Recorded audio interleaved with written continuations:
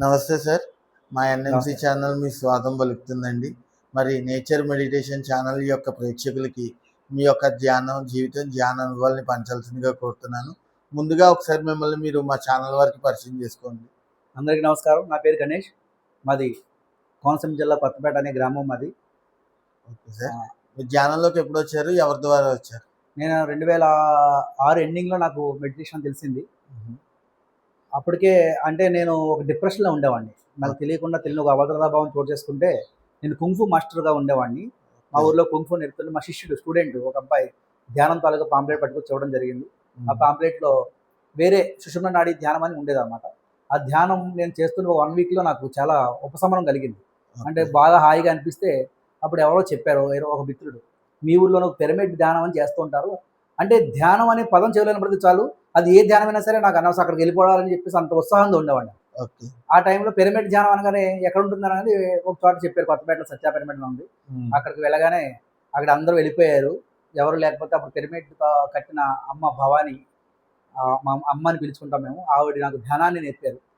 నేర్పేటప్పుడు పిరమిడ్లో కూర్చోబెట్టి ధ్యానం ఎలా చేయాలో ఆవిడ శ్వాస మీద చేసి పెట్టిన టెక్నిక్ చెప్పి నేర్పితే చాలా అద్భుతంగా అప్పటి నుంచి నాకు కొంచెం బాగా ఉపశమనం పొంది కొంచెం ఆ మనశ్శాంతి వైపు వెళ్ళడం, డిప్రెషన్ పోయింది పూర్తిగా 15 రోజుల్లో. పోతే అప్పుడు ఇదేదో భలే ఉంది, దీని గురించి బాగా తెలుసుకోవాలని, లోతులోకి వెళ్ళాలని చెప్పేసి వాళ్ళ దగ్గర కొన్ని గ్రంథాలు ఉంటే ఆ పుస్తకాలు అవి చదవడం, అలాగా ఈ యొక్క ధ్యాన సాధన ముందుకు నేను వెళ్ళడం జరిగింది. ఓకే సార్, వెరీ నైస్ అండి.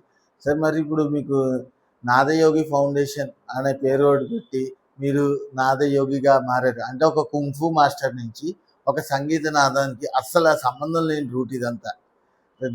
దేనికి దానికి పోలిక లేని రూట్. కానీ అక్కడి నుంచి ఇటు ట్రాన్స్ఫర్మేషన్ అవ్వడానికి రీజన్ ఏంటి?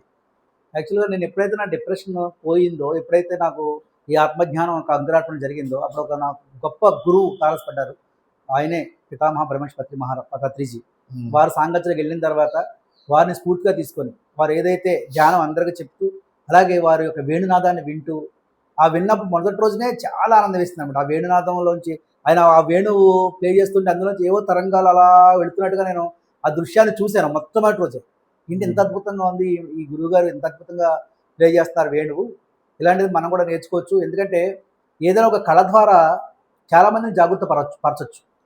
ఎందుకంటే ఇవాళ ఈ ప్రపంచంలో కళల ద్వారా ఎంతోమందిని జాగృత పరిచారు, ఎంతోమంది కళాకారులు.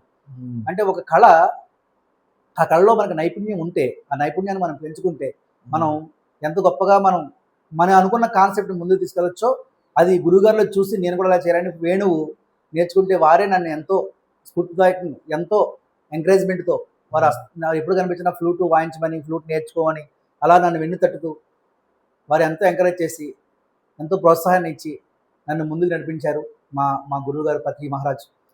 మరి వారు సాంగత్యంలోకి వెళ్ళిన తర్వాత ఆ వేణువు నేర్చుకుంటూ అందరికీ మరి ధ్యానంతో పాటు ధ్యానం క్లాస్ చెప్తే, నేను ఎక్కువ ధ్యానం క్లాసులు చెప్తూ ఉంటాను.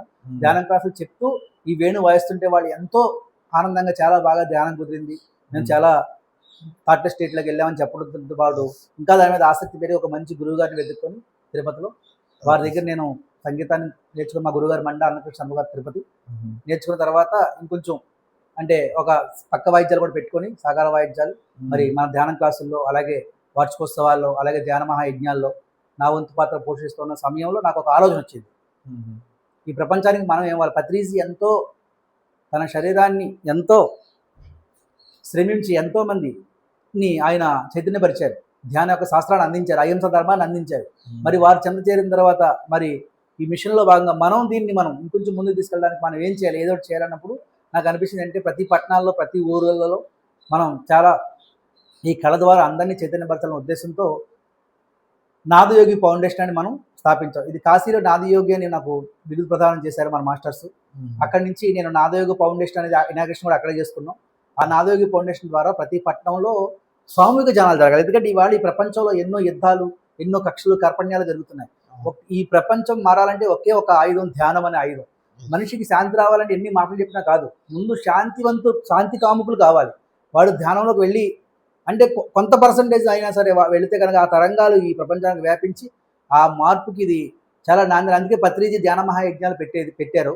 మరి అందులో నేను వారిని ఆదర్శంగా తీసుకుని నాదయోగి ఫౌండేషన్ ద్వారా ఎక్కువ సామూహికంగా ధ్యానం చేయిస్తూ, అలాగే పల్లెల్లో, గ్రామాల్లో కూడా మరి వాళ్ళకు కూడా ధ్యాన విద్యను అందించాలంటే ముందు మనం మామూలుగా వెళ్తుంటాం కన్నా ఒక కళ ద్వారా ముందుకెళ్తే వాళ్ళు ఈ కళల్ని మన ఆసక్తి వచ్చినా మన ధ్యాన విద్యని వాళ్ళు అందుకుంటారనే ఉద్దేశంతో నాదయోగి ఫౌండేషన్ పెట్టడం జరిగింది. Okay sir. మరి ఇప్పుడు చూసినట్లయితే ఎక్కడ యజ్ఞాలు జరిగినా, ఎక్కడ వన్ డే క్లాసులు గానీ, ఓపెనింగ్ జరిగినా ఫస్ట్ ప్రోగ్రామ్ మీతోనే శ్రీకారం చుట్టడం జరుగుతుంది. అంటే సంగీత నాద ధ్యానంతో. మరి దాని గురించి మీ మాటల్లో తెలియజేస్తారా? సంగీతానికి ప్రతిదీ చాలా పెద్దపీట వేశారు.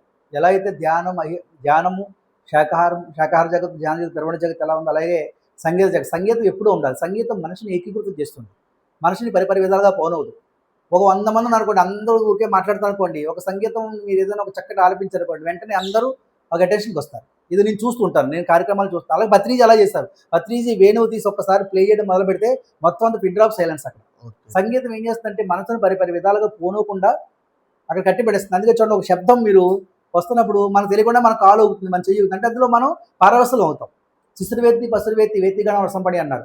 సంగీతానికి శిశువులు, పశువులు, పాములు సైతం కదులుతాయి, కదిలాడతాయి.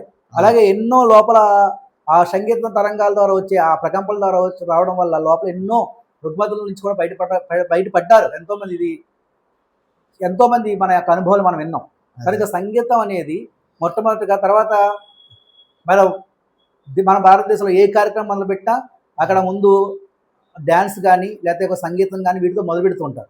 అలాగే మన కార్యక్రమాలు ఏ మొదలుపెట్టినా మొట్టమొదటిగా ధ్యానంతో మొదలు పెడతాం. ఆ ధ్యానానికి సంగీతాన్ని మనం జోడించి ఒక ప్రయోగం చేశారు పత్రిజీ. ఇప్పటివరకు ధ్యానాల్లో చాలామంది ఎన్నో స్పిరిచువల్ ఆర్గనైజేషన్ ఉండొచ్చు కాక, ఎన్నో మెడిటేషన్ సెంటర్స్ ఉన్నాయి, కానీ పత్రిజీ ఒక ప్రయోగం చేశారు. ఆ ప్రయోగంలో మనం సక్సెస్ అయ్యాం. ఇది పత్రిజీ సార్ చెప్పారు. సంగీతంతో ధ్యానం చెందడం మనమే.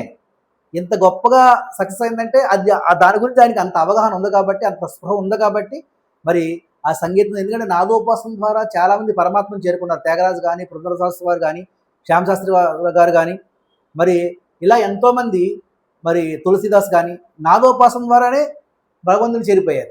ఈ సంగీతం చేస్తూ చేస్తూ ఏమవుతుందంటే ఈ శబ్దం ఒక శూన్యాన్ని తీసుకెళ్తుంది ఒక సాధకుడిని.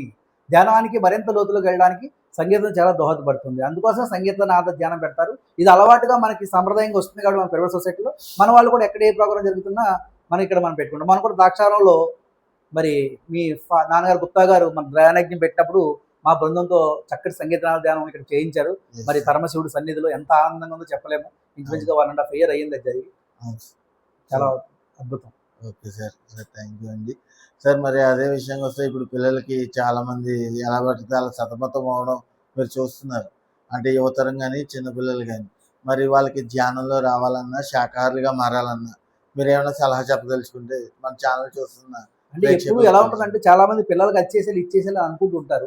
ఎప్పుడు కూడా మనం ఒక ముస్లిం ఇంట్లో పుట్టిన పిల్లలు దేన్ని ఆచరిస్తారు? ఒక ముస్లిం సాంప్రదాయాన్ని ఆచరిస్తారు. ఒక హిందూ ఇంట్లో పుట్టిన పిల్లలు ఒక హిందూ సాంప్రదాయాన్ని ఆచరిస్తారు. ఒక క్రిస్టియన్ ఇంట్లో పుట్టిన పిల్లలు క్రిస్టియన్ సాంప్రదాయాన్ని ఆచరిస్తూ ఉంటారు. అలాగే ఈ పిల్లలు చిన్నప్పటి నుంచి కూడా పిల్లలు ఒక చక్కటి సన్మార్గంలోకి రావాలంటే ముందు ఈ పెద్దవాళ్ళ దగ్గర నుంచి రావాలి. పెద్దవాళ్ళు ఏం చేస్తారో అదే కదా ముందు పిల్లలు తీసుకుంటారు.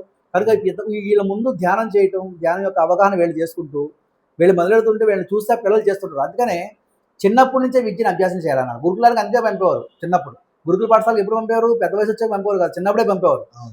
మొక్కగా ఉన్నప్పుడే ఆ వంకర ఉందని దాన్ని సరి చేయగలుగుతాం. మానేయ కానీ సరి అవ్వదు. అది మొక్క వంగని మానేయ వంగని అన్నారు. కనుక చిన్నప్పుడే పెద్దవాళ్ళు కనుక ఇంట్లో అభ్యాసం మొదలు పెడితే ఎప్పుడు నిరంతరం ధ్యానం గురించి సంబంధించినటువంటి ఆ విషయాలే ఇంట్లో వాడికి సంబంధించిన విషయాలే మాట్లాడుకుంటూ వాడికి సంబంధించిన విషయాలే రికార్డింగ్ జరుగుతుంటే కనుక ఆ ప్రోగ్రామింగ్ అనేది వాళ్ళ మైండ్లో ఎక్కుతుంది పిల్లలకి. చిన్నప్పటి నుంచి ముందు పెద్దవాళ్ళు చేయాలి. ఎందుకంటే పిల్లలకి మరీ చిన్న పిల్లలకి అవసరం లేదు. 5 ఏళ్ళ లోపు వరకు పిల్లలు ఎప్పుడు ధ్యాన స్థితిలో ఉంటారు, ఎప్పుడు ఒక మూమెంట్లో ఉంటారు. అసలు ధ్యానం ఇవన్నీ దేనికోసం అంటే మనిషి స్పృహలో జీవించాలి, ఇరుకులో ఉండాలి, ఈ క్షణంలో ఉండాలి. ప్రస్తుత క్షణంలో జీవించడానికి చక్కటి దోహదం పడుతుంది ధ్యానం, మెడిటేషన్. మెడిటేషన్ అంటే ఎంటీ చేస్తుంది మనిషిని. యోగా చిత్తవృత్తి యోగ అన్నారు, యోగా నిర్విషమన అన్నారు. మనసు ఎంటీగా ఉంటే వాడు తీసుకునే నిర్ణయం కానీ వాడు తీసుకునే ప్రతి వ్యవహారం కానీ అద్భుతంగా ఉంటుంది అన్నమాట. అందుకని మనసుని ఎంటీ చేసుకోవడం ధ్యానం చాలా గొప్పది. కనుక అది పెద్దవాళ్ళ దగ్గర నుంచే ఉంటే అది పిల్లలు ఆచరిస్తారు. పిల్లలకి కూడా 5 సంవత్సరాలు దాటిన పిల్లల దగ్గర నుంచి అందరికీ కూడా మెడిటేషన్ అనేది దైనందిన జీవితంలో ఒక పార్ట్ కావాలి. అప్పుడే వాళ్ళు చక్కగా వికసిస్తారు. Okay sir. సార్ మీరు చూస్తున్నట్లయితే చాలా చోట్ల చెట్లు నరికేసి బిల్డింగ్లు కట్టడం, పొలాలనేమో చెరువులుగా మార్చడం లాంటివి జరుగుతుంది. మరి వాళ్ళకి కూడా మీరు ఏమైనా చెప్పదలుచు? ఇవాళ ప్రపంచంలో ఇవన్నీ ఎందుకు జరుగుతుందంటే మనిషి అవసరానికి మించి వెళ్ళిపోయాడు. ఇప్పుడు డబ్బు ఉందనుకోండి, డబ్బు దేనికండి? డబ్బు దేనికంటే కావాలి? మామూలుగా అవసరానికి, నీడ్స్ అవసరానికి. ఫుల్ఫిల్ అవ్వడానికి ఆ డబ్బు. ఆ నీడ్స్ ఫుల్ఫిల్ అయిన అనంతరం డబ్బు ఏం చేస్తాడు? పక్కన పెట్టి దాచుకుంటాడు వాడు. అంతే. ఏం ఉపయోగం, ఎంతవరకు ఉపయోగం అంతవరకు ఉంటే ఓకే, ఏదైనా సరే. అతి సర్వత్ర వచ్చేది. అతిగా దేనికైనా సరే ఎవరైతే వెళ్ళిపోతాడో అది ఇప్పుడు వాడిని పాడు చేస్తుంది. అలాగే ఇవాళ ప్రపంచంలో మానవ సమాజం అంతా ఇలానే ఉంది. అవును డబ్బు డబ్బు డబ్బు అని డబ్బు వెంట పడతాడు. డబ్బు ఎంతవరకు?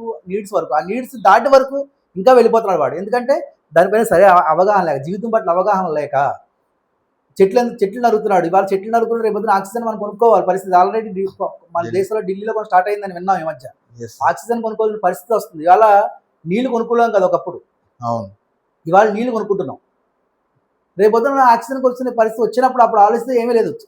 చేతులు కాలే ఆకులు పట్టుకుంటే ప్రయోజనం లేదు. మనుషులందరూ ఆ స్పృహ కావాలి. పర్యావరణం పట్ల మరి రెస్పాన్సిబిలిటీ పెరగాలి, బాధ్యత పెరగాలి. మనం ఉంటున్న ఇంటిని మనం ఎలా శుభ్రపరచుకుంటామో, మనం జీవిస్తున్న ఈ భూమిని మనం రెస్పాన్సిబిలిటీగా దీన్ని కాపాడుకోవడానికి మనందరూ బాధ్యత. ఈ బాధ్యత రావాలంటే అది వ్యక్తి రెస్పాన్సిబిలిటీ కావాలి, వ్యక్తిగతమైనటువంటి అవగాహన కావాలి. అందుకోసమే చాలామంది పర్యావరణం మీద ఎంతోమంది స్పృహ ఉన్నవాళ్ళు మరి ఎన్నో ఇలాగా ఈ మీడియా మాధ్యమం ద్వారా వీడియోలు చేసి పెడుతున్నారు.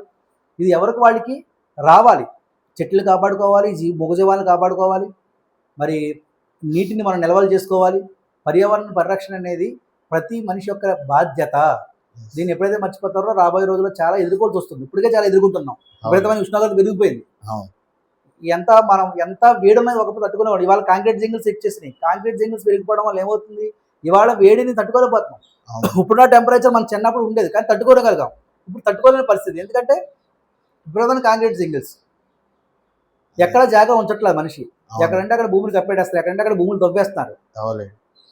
కనుక ఈ అవగాహన మనుషుల్లో వస్తే రానంత వరకు ఈ పర్యావరణ భాగం, ఈ అవగాహన కోసమే ఎవరైతే స్పృహ ఉందో, ఎవరికైతే ఈ దీని పట్ల అవగాహన ఉందో వీళ్ళందరూ ఆ చైతన్యపరిచే ఆ కార్యక్రమాలు చేయాలి. మన పిఎస్ఎస్ఎంలో చాలామంది మాస్టర్స్ చేస్తున్నారు పర్యావరణ పరిరక్షణ అని. మన జగపతిరాజు గారు సార్ ఇప్పుడో చాలా కార్యక్రమాలు చేస్తారు. అలాగే ఎంతమంది మన మాస్టర్స్ ఈ మధ్యన, అలాగే చెట్లు నాటే పని మన నవీన్ గారు అద్భుతంగా చేస్తున్నారు. అలాగే ఎంతోమంది స్పిరిచువల్ ఆర్గనైజేషన్ వాళ్ళు అందరూ చేస్తున్నారు. ఎవరి స్థాయిలో వాళ్ళు వాళ్ళ పనులు అద్భుతంగా చేస్తున్నారు.